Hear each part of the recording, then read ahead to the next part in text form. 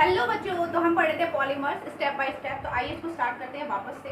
So classification of polymer on the basis of origin source. ठीक है, आज हम क्लासिफिकेशन पॉलीमर्स की पढ़ रहे हैं। किसके बेसिस पे पढ़ रहे हैं ओरिजिन और सोर्स के बेसिस पे। ठीक है, यानी कि ओरिजिन क्या होता है? ओरिजिन होता है बर्थ, यानी कि किसी चीज की उत्पत्ति कैसे हुई, क्यों हुई, कहाँ से हुई, क्या, ये सब जानना। ठीक है, अब बात हो रही है किसकी? बात हो रही है पॉलीमर्स की। तो पॉलीमर्स की अगर हम बात करेंगे तो उसकी उत्पत्ति जानेंगे, कहाँ से हुई, कैसे हुई। ठीक है, उससे पहले क्लासिफिकेशन ऑफ पॉलीमर्स की बात करें तो यहाँ से हमें पता चल जाएगा कि कहाँ से हुई, कैसे हुई, क्या होता है। ठीक है, सो कितने टाइप्स के होते हैं? 3 टाइप्स के होते हैं, natural polymers, synthetic polymers and semi synthetic polymers. ठीक है, इसके आगे हम लोग पढ़ते हैं सबके बारे में।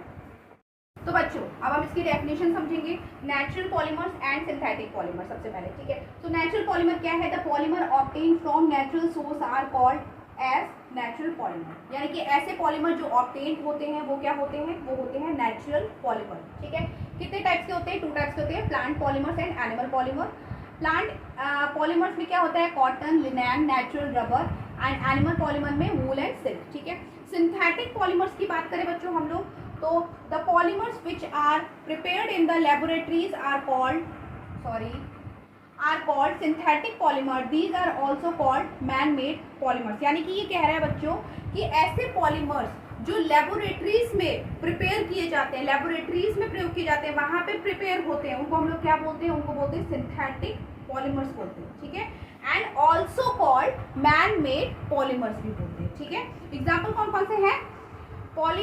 Polyethylene, PVC, nylon, Teflon, terylene extra. ठीक है, नेक्स्ट देखते हैं हम लोग। सो बच्चों अब next and last, semi synthetic polymers.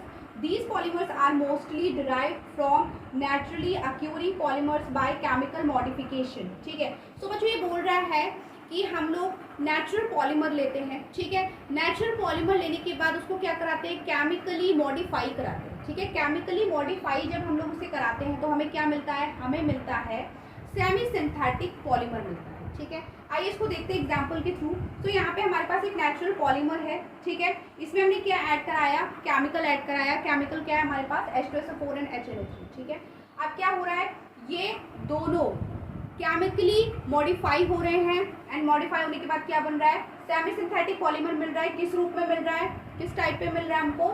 Nitrocellulose.